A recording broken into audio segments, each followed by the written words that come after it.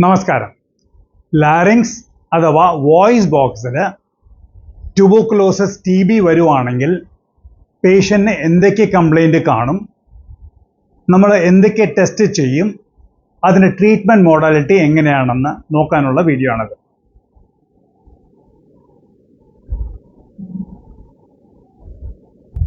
പേഷ്യൻ്റെ complaints എന്തൊക്കെ ആയിരിക്കും എന്ന് വെച്ചാൽ, കുറേ മാസങ്ങളായിട്ട് അവർ പറയും ഇങ്ങനെ വൈകുന്നേരം മാത്രം ഒരു ദേഹത്ത് ചൂട് പോലെ തോന്നുന്നുണ്ട്, ആർത്തിയില്ല, അപ്പോൾ കഴിക്കാൻ പറ്റുന്നില്ല, വെയിറ്റ് ഒരുപാട് കുറയുന്നുണ്ടെന്ന് പറയും.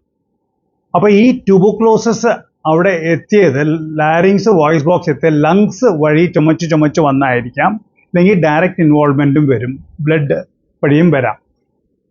അപ്പോൾ പേഷ്യൻ്റ് ഈ കംപ്ലൈൻറ്റ് പറഞ്ഞ് കുറച്ച് ദിവസമാകുമ്പോൾ അവരുടെ ശബ്ദം വ്യത്യാസം വരും, ശബ്ദം മാറി വരും. മാത്രമല്ല, ആ ശബ്ദം വരുന്നതിന് ഒരു വീക്ക് വോയിസ് ആയിരിക്കും, സ്ട്രോങ് ആയിട്ട് അവർക്ക് സംസാരിക്കാൻ കഴിയില്ല. അതിന് കൂടെ തന്നെ ചുമ കാണും. ചില പേഷ്യൻസ് പറയാറുണ്ട് ചുമയ്ക്കുമ്പോൾ സ്ലൈറ്റ് ആയിട്ട് ബ്ലഡ് വരുന്നുണ്ട് ഡോക്ടറെ എന്ന് പറയാറുണ്ട്. അപ്പം ഇങ്ങനത്തെ പേഷ്യൻസിൽ നമ്മൾ ഒരു എൻഡോസ്കോപ്പി വെച്ച് നോക്കുവാണെങ്കിൽ എന്ത് കാണുമെന്ന് ഞാൻ പറഞ്ഞുതരാം. ഈ സാധാരണ നോർമലായിട്ട് കാണുന്നത് ഇങ്ങനെയാണ്. ഇതാണ് വോക്കൽ കോർഡ്സ്. ഇത് നോർമലി ഇങ്ങനെ അനങ്ങുമ്പോഴാണ് സൗണ്ട് പുറത്തോട്ട് വരുന്നത്. അപ്പോൾ ഇത് എപ്പിഗ്ലോട്ടിസ് എന്ന് പറയും, ഇത് AE ഫോൾഡ് എന്ന് പറയും. ഇതാണ് നോർമൽ അപ്പിയറൻസ്. പക്ഷേ ട്യൂബർകുലോസിസ് പേഷ്യൻറ്റിന് ഈ എപ്പിഗ്ലോട്ടിസ് കുറച്ചും കൂടെ സൈസ് വലുതായി ഒരു ടർബൻ ഷേപ്ഡ് പോലെ വരും. ഒരു സൈസ് വ്യത്യാസം, തലയിൽ ഒരു കെട്ടുന്ന പോലെ ഉണ്ടാവും, കുറച്ചും കൂടെ വീക്കം ഉണ്ടാവും. അതുകൂടാതെ ചുമന്നിരിക്കും, ഈ ലാരിഞ്ചൽ ഇൻലെറ്റ് ചുമന്നിരിക്കും. ആ വോക്കൽ കോർഡിൽ ഇതിങ്ങനെ അൾസേഴ്സ് ഉണ്ടാവും, ചെറിയ അൾസേഴ്സ് ഉണ്ടാവും. പിന്നെ ഇതിൻ്റെ ഇതാണ് പുറവശത്തിൽ, ബാക്ക് സൈഡിൽ ഒരു റെഡ് കളറിൽ ചുമന്നിരിക്കും. ഇത് കൂടി വന്ന് ലങ്സിൻ്റെ അവിടെ ഒരുപാട് ബാധ ഉണ്ടെങ്കിൽ ഒരു സൈഡിൽ വോക്കൽ കോർഡ് വർക്ക് ചെയ്യത്തില്ല. അപ്പോൾ നമ്മൾ പേഷ്യൻറ്റിനെ എൻഡോസ്കോപ്പി ചെയ്തുകൊണ്ടിരിക്കുമ്പം എന്ന് പറയുമ്പം ഇത് അനങ്ങുമ്പോൾ തന്നെ അതിൻ്റെ അനക്കത്തിൻ്റെ സ്ട്രെങ്ത്തും കുറവായിരിക്കും. ഈ ഫൈൻഡിങ്സ് കൂടാതെ അതിൻ്റെ സ്ട്രെങ്ത്തും കുറവായിരിക്കും. ഇപ്പോൾ എന്തൊക്കെ ടെസ്റ്റ് വേണമെന്ന് പറയുമ്പോൾ നമ്മൾ CBC ESR ചെയ്യും. അതിനകത്ത് ESRൻ്റെ വാല്യൂ കൂടുതലായിരിക്കും. പിന്നെ വേറെ എന്തൊക്കെ ടെസ്റ്റ് ചെയ്യുമെന്ന് ചോദിക്കുകയാണെങ്കിൽ ഒരു മാൻറ്റോ ടെസ്റ്റ് ചെയ്യും. മാൻറ്റോ ടെസ്റ്റ് ചെയ്യുന്ന മിക്കവാറും നമ്മുടെ ഏരിയയിലെ TB സെൻറ്ററിലായിരിക്കാം. അവിടെ ചെയ്യുന്ന എന്താണെന്ന് വെച്ചാൽ പ്യൂരിഫൈഡ് പ്രോട്ടീൻ ഡെറിവേറ്റീവ് എന്ന് പറഞ്ഞ് ഒരു കണ്ടന്റ് കയ്യിൽ ഇവിടെ കുത്തിവെച്ച് കഴിഞ്ഞ് 72 മണിക്കൂർ കഴിഞ്ഞിട്ട് തിരിച്ചു വരാൻ പറയും. അവിടെ റബ്ബ് ചെയ്യാൻ പാടില്ല, ഒന്നും ചെയ്യാൻ പാടില്ല, ഒന്നും ഇടാനും പാടില്ല. അത് കഴിഞ്ഞിട്ട് 72 മണിക്കൂർ കഴിഞ്ഞിട്ട് വരുവാണെങ്കിൽ അവിടെ ഒരു തടിപ്പ് പോലെ കാണും. ആ തടിപ്പിൻ്റെ സൈസ് എത്രയാണെന്ന് അളവെടുക്കും. നമുക്കൊരു സ്റ്റാൻഡേർഡ് അളവ് എത്ര ഉണ്ടെന്ന് നമുക്കറിയാം. അതിൽ കൂടുതലുണ്ടെങ്കിൽ അതിൻ്റെ റിപ്പോർട്ട് നമ്മൾ ഇഷ്യൂ ചെയ്യുന്നതായിരിക്കും. അതുകൂടാതെ രാവിലത്തുള്ള കഫം പരിശോധിക്കാൻ വേണ്ടി രാവിലെ എണീച്ച ഉടനെ ഒരു ക്ലീൻ കണ്ടെയ്നറിൽ ഒരു കഫം കളക്ട് ചെയ്ത് ലാബിൽ കൊടുക്കുവാണെങ്കിൽ അത് ടെസ്റ്റ് ചെയ്യണം.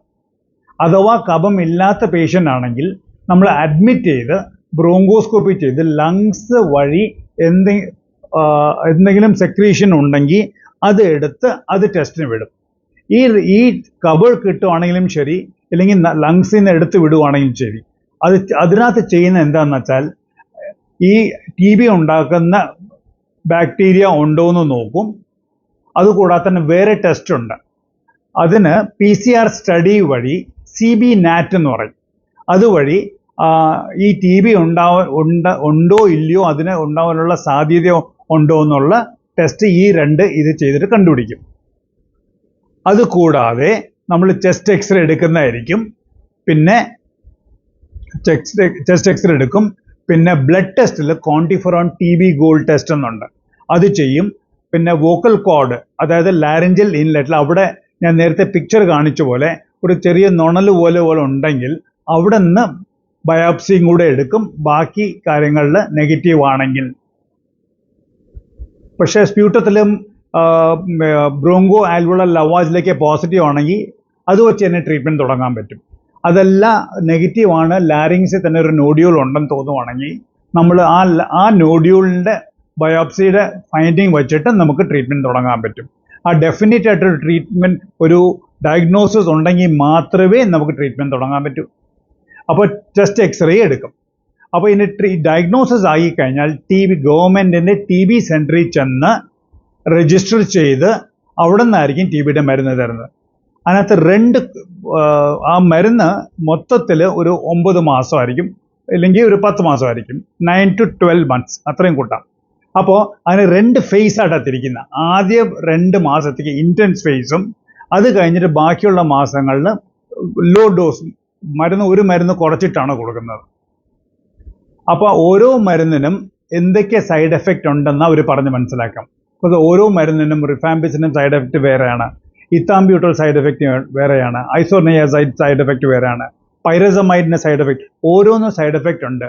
അപ്പോൾ ഇതിനു വേണ്ടി കറക്റ്റായിട്ട് അവരുടെ തിരിച്ച് TB സെൻറ്ററിൽ ചെന്ന് നിങ്ങൾ ലിവർ ഫങ്ഷൻ ടെസ്റ്റ് ചെയ്യണം, ഒഫ്താൽമോളജിസ്റ്റിനെ കണ്ട് ഒഫ്താൽമോളജിയുടെ ടെസ്റ്റ് ചെയ്യണം, കൂടെ ബ്ലഡ് ടെസ്റ്റ് ചെയ്യണം. അത് ഏതേത് മാസത്തിൽ ഏതൊക്കെ ടെസ്റ്റ് ചെയ്യണം എന്ന് അവർ പറഞ്ഞ് മനസ്സിലാക്കും.